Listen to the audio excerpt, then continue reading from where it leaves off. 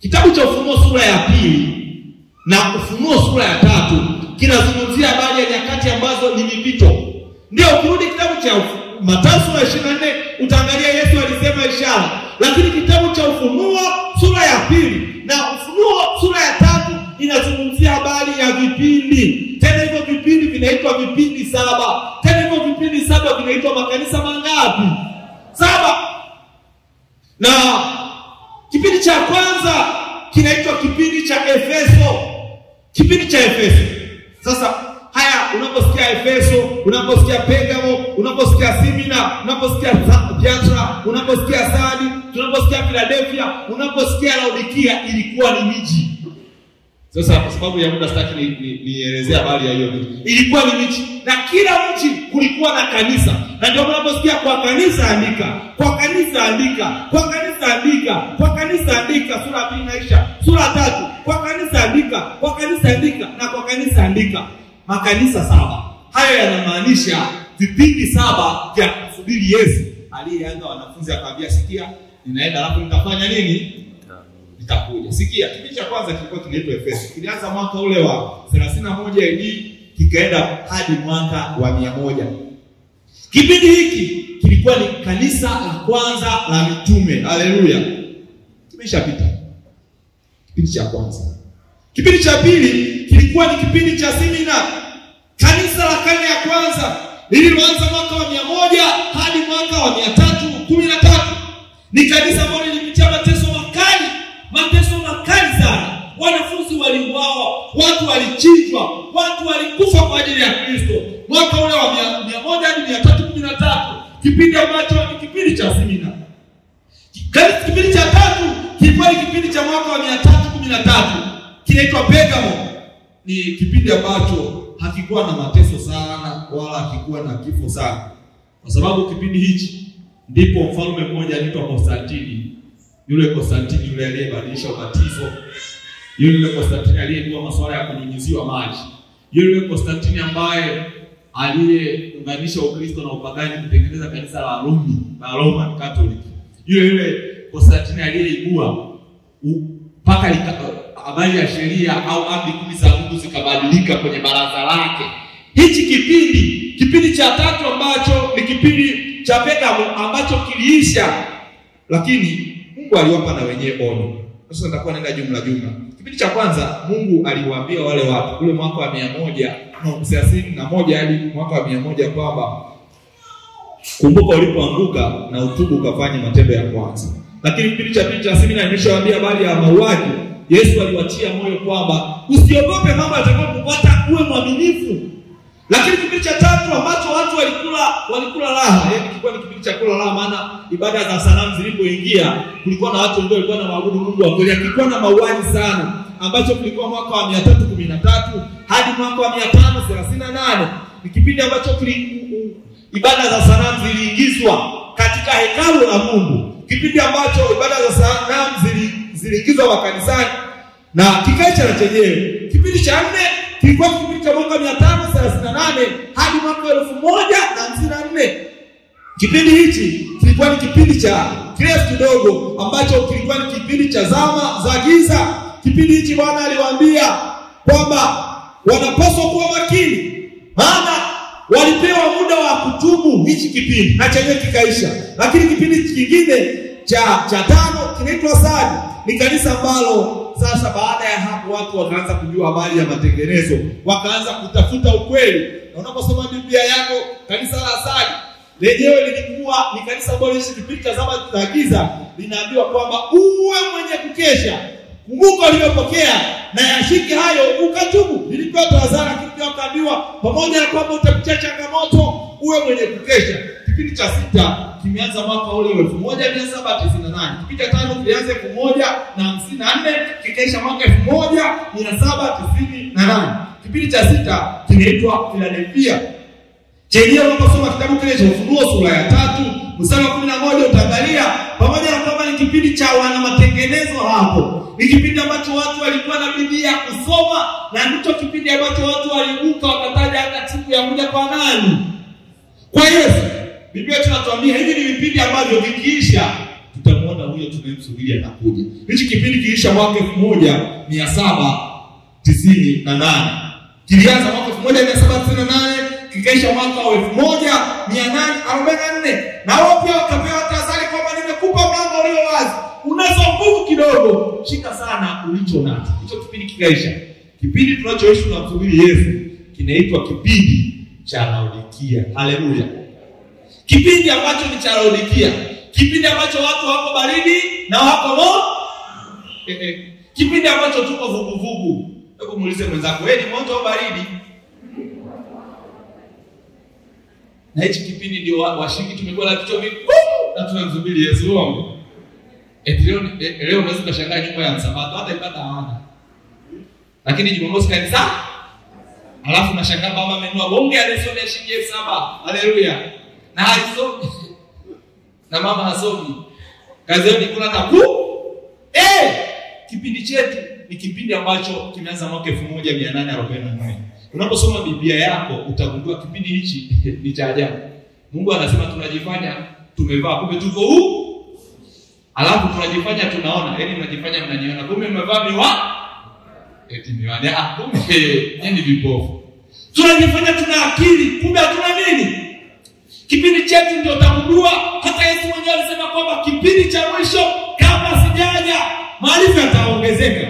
Sasa kabla sijaelezea habari za Mathayo sura 24, kuna kitabu fulani kinaitwa Ufunuo sura ya 6 na mstari na sura ya 7 na Ufunuo sura ya 8. Kitabu cha Ufunuo sura ya 2 na Ufunuo sura ya 3 kinazungumzia makanisa 7. Lakini kitabu cha Ufunuo sura ya 6, sura ya 7 na sura ya 8 kinazungumzia habari ya mihuri 7. Ni vitu ambavyo vinaendana. Vitu ambavyo vinaendana. Unaposikia muhuri wa kwanza ni Efeso, yanaendana kipindi hicho cha wanafunzi. Unaposikia muhuri wa pili ni kipindi cha mateso ambacho ni mwaka wa 100 hadi 313. Unaposikia kipindi cha muhuri wa 3 ni kipindi ambacho cha ukengeufu. Kipindi cha ukengeufu 313 hadi 534 ambapo hili ilibadilishwa mwelekeo. Yaani Urumi ukashika taasisi ya Kristo na ukaondoa hata sheria za Mungu. Unaposikia muhuri wa 4, yaani ukisikia muhuri wa 4 ndani ya Biblia, jua kwamba ni kipindi cha zama za giza. Ni kipindi cha zama za giza ambacho ni kanisa la Thyatira ambacho ni mwaka 538 hadi mwaka wa 1054. Ndipo wengine huwa wanaviunganisha kama vipindi viwili. Unaposikia muhuri wa 5 ni kipindi cha matengenezo, ni kipindi cha kanisa la Sardi ambapo watu walianza kusoma kwanza kujua kweli. Unaposikia kipindi muhuri wa 6 ni kanisa la Philadelphia. Kipindi hiki ndipo mambo Yesu aliyosema kwamba atakapotaka kuja yataonekana. Moja wapo kati ya vitu ambavyo alisema anataka kuja vitaonekana. Unarudi sasa kitabu cha Mathayo. Kwenye muhuri wa 6, hebu ngoja tusome tu nisiongee. Hebu fungua, chukua Biblia yako. Chukua Biblia yako. Fungua kitabu cha Ufunuo. Ufunuo sura ya 6. Mstari wa 12. Ufunuo 6:12 anasema, nami nikaona alipofungua muhuri wa 6 palikuwa na tetemeko kuu la nchi. Jua likawa jeusi kama gunia la singa. Mwezi wote ukawa kama damu. Na nyota zikaanguka juu ya nchi. Na unaposikia habari ya muhuri wa 6, ndio imeanza kipindi cha muhuri wa 6. Na ndio tunaendelea na muhuri wa 6. Sasa sitazungumzia sana muhuri wa 7, maana muhuri wa 7 ni yale mapigo ya wakati wa mwisho. Wakati ambapo watumishi wa Mungu, mimi na wewe, sijui kama lakini ni kweli utakwenda. Tutakuwa kama hatujafa, basi tutakuwa tumefichwa. Maji yanabadilika na kuwa damu. Maji yanakuwa nini? Si ni kweli? Hilo ziwa Victoria na maji ambayo kila siku tunalia yaje Kisesa yanabadilika yote, mabomba yanaleta damu nyumbani kwako na unalipia, utafurahi? Yaani nalipia hela, unadhani maji yanakuja kumbe ni damu. Utajisikiaje? Lakini si watumishi tutakuwepo, tutakuwa Bwana ameshatuficha. Lakini kipindi hicho ndio watumishi wa Mungu watapitia taabu hiyo kuu. Kipindi hicho ndio watu watapitia katika kitu kinaitwa pepeto kuu. Kwa nini? Maana watakuwa wameshaiva. Na kabla ya wakati huo, maana tutakuja kuendelea kidogo, watu hao watakuwa wameshakomaa kwa ajili ya kuvunwa. Na ndio maana katika maombi haya ya siku 10 tumwambie Yesu atumwagie nguvu ya Roho Mtakatifu. Haleluya. Roho yangu amka sasa, mara jitahidi shindano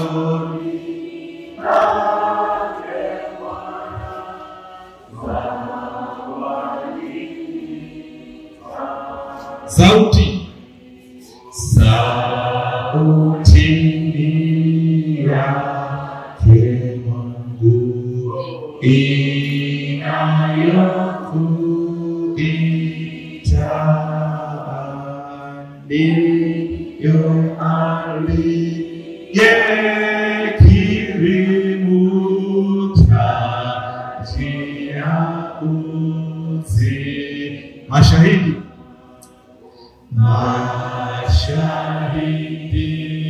ndipo wengi wanaokuona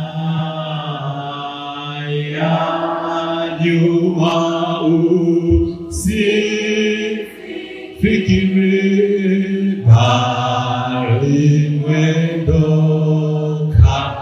Bwana umetuanzisha, Bwana umetuanzisha katika shindano, kwa vile tunaposhinda.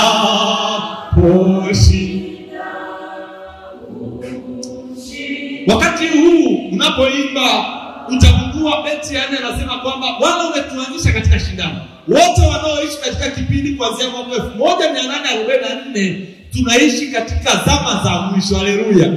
Na zama hizi ndio Yesu alisema mtakapoona hayo, changamkeni muinue vichwa vyenu juu. Changamkeni muinue vichwa vyenu juu. Kabla Yesu hajaja sasa, Yesu ambaye tunamsubiri, akasema kuna mambo yatatokea. Kuna makundi makubwa mawili kabla Yesu hajaja alisema yatatokea. Jambo la kwanza akasema ishara angani, jambo la pili akasema ishara katika nchi. Na baada ya hizo ishara tutamwona Yesu tunayemsubiri. Haleluya. Sasa nahitaji niwape baadhi ya matukio kwa haraka ambayo tukiyaona hayo tujue Yesu yuko mlangoni. Na mwisho kabisa mpate nguvu ya kumsubiri. Haleluya. Tukio la kwanza, ishara ambazo ziko angani. Yesu alisema mtakapoona matetemeko. Ukipata nafasi soma kitabu cha Mathayo 24 chote utagundua. Nimeandika kishoto na Mathayo 25. Anasema kwamba mtakapoona tetemeko toka dunia iko hai kwa ilikuwa halipo. Wangapi wameshaona tetemeko? Mimi kwa kweli nimeshakusikia na kuliona. Jamani ninauliza, wangapi wameshaona tetemeko la ardhi au kulisikia? Wale ambao tumezaliwa zamani, acha hawa vijana wa siku hizi. Acha hawa wa miaka 2002 hapo. Hawajai kuona. Lakini nyuma yalikuwa yanakuja, si mnakumbuka Nikija umekaa ndani unaona kama vile nyumba kwanza linaanza unasikia hebu tuseme eti wa mama. Si mnakumbuka Si ilikuwa na huruma Hilo halikuwepo tangu Mungu alipoomba. Yesu akasema mtakapoona tetemeko la kwanza kutokea ilitokea mwaka ule 1755 Novemba 1. Hicho kipindi ilitokea nchi moja inaitwa Ureno. Mnaposikia Ureno kuna mchezaji mmoja anaitwa Cristiano. Sasa alikuwa anamjua pasta hizo. Unasikia kwamba ilipotokea mwaka huo watu 50,000 ndani ya dakika 6 watu 50,000 walikuwa wamekufa.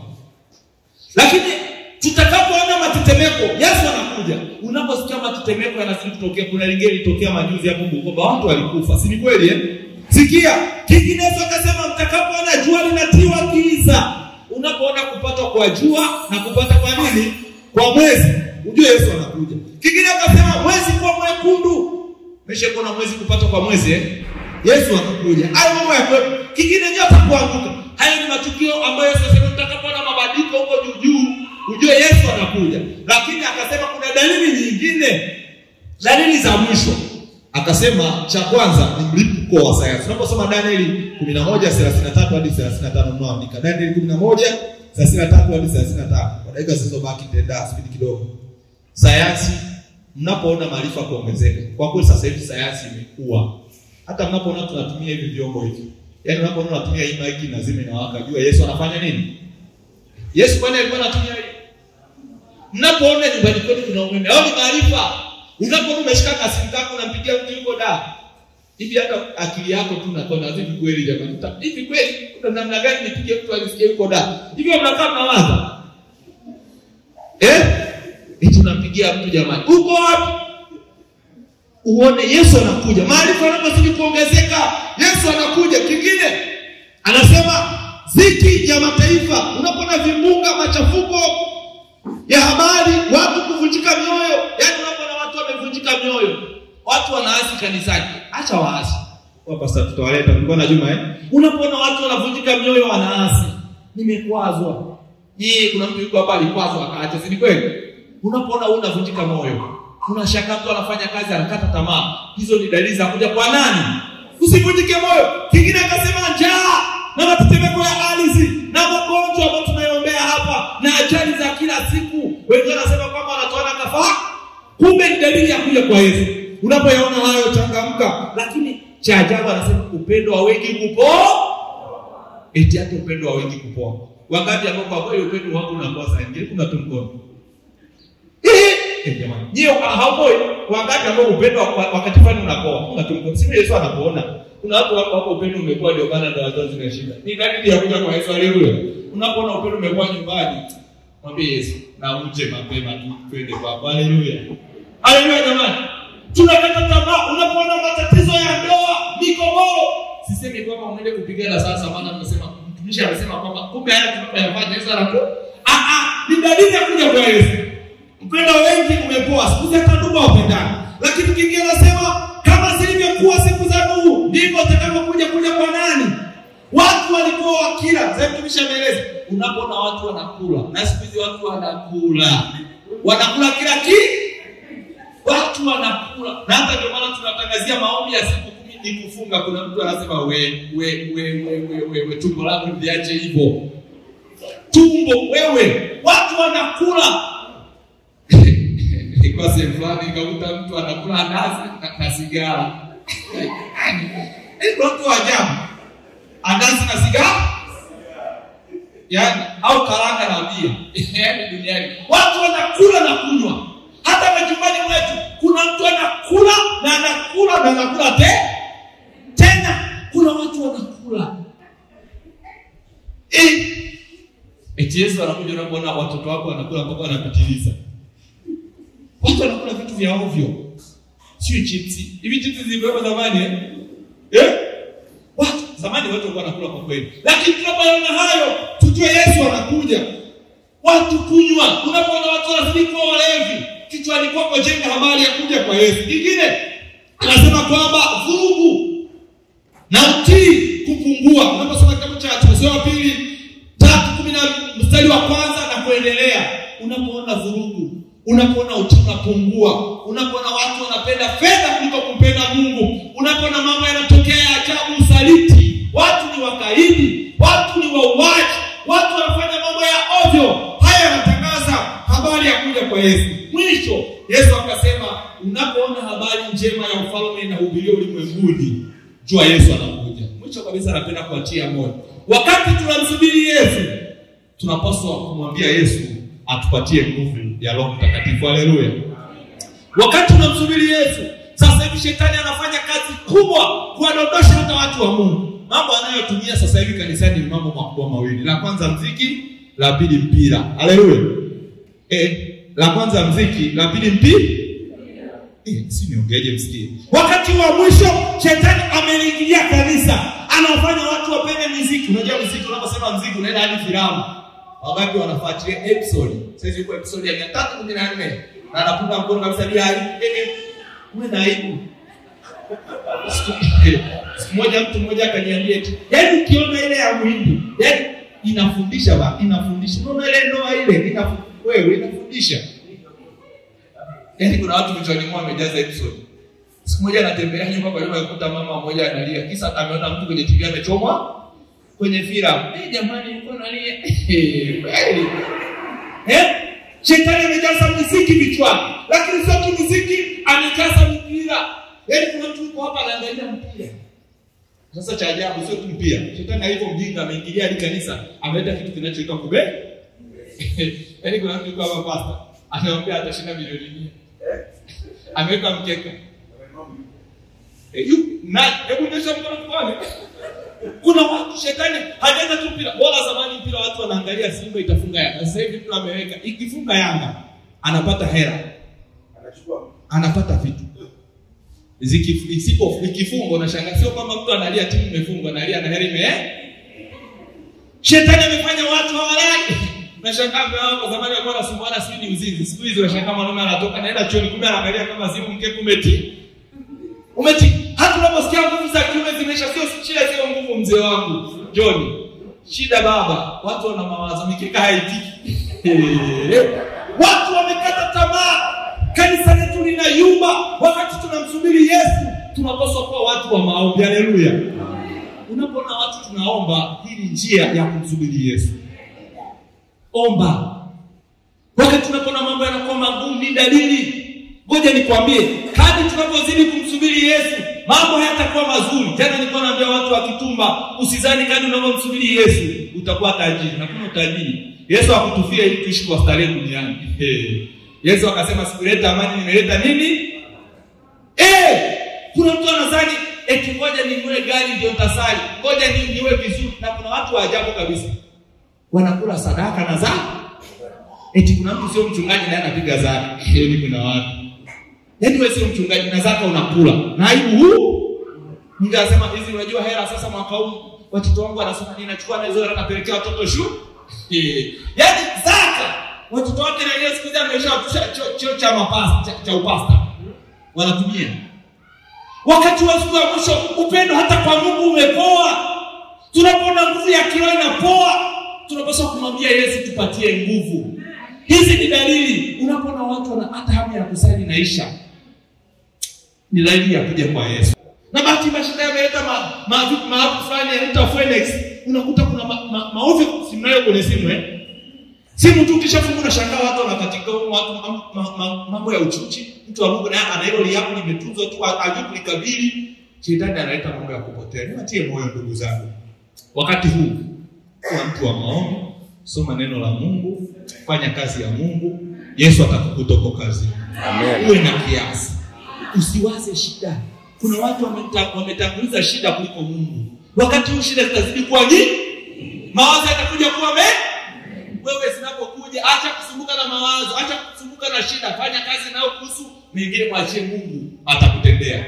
Wangapi wanasema Baba, katika wakati tunaokusubiri, wakati mgumu ambapo uchumi unayumba, ambapo maisha yanazidi kuwa magumu, ambapo amani inapotea, Baba ninakuomba ufanye kitu katika maisha yangu. Inawezekana unajua wewe ni wapi ambapo unaguswa, unajua ni wapi ambapo katika kipindi cha mwisho unaumia na unatamani Yesu akusaidie kufanya matengenezo. Kwa nini usisimame? Wakati tunaimba wimbo mmoja pasa atakuja kutuelekeza habari ya maombi hapa tunaenda kuombaje. Ongea na Mungu wako. Wakati unamsubiri Yesu, ni wapi unakwama? Ni wapi ambapo utendi vizuri? Bwana atakusaidia. 138 Ocheni ndio kumbishe. Nitakuandama kote,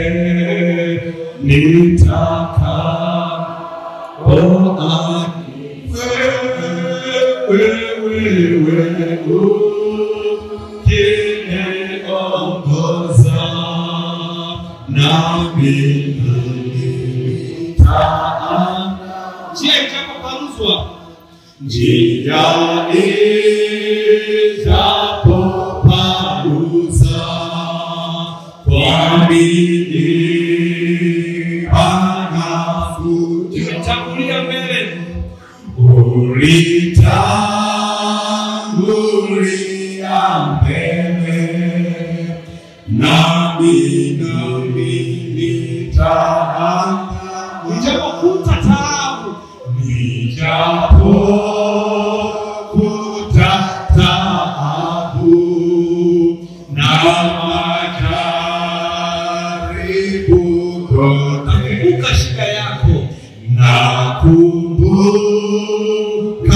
shida yako, nami nitaangalia. Nijapoona ukiwa,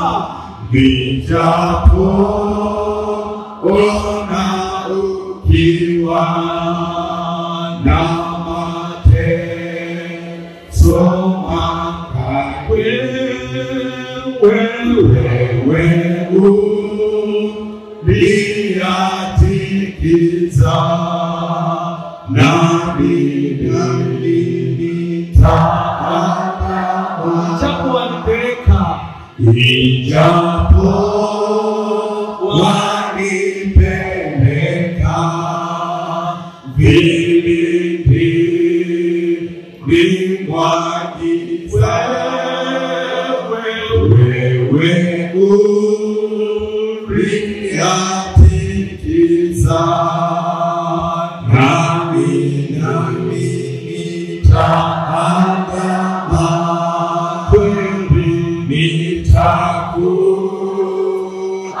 Nitakuandama kote, nami ulinifia kwa neema yako Bwana. Napenda kuandama kweli, nitakuandama kote, nami ulinifia kwa neema yako Bwana. Napenda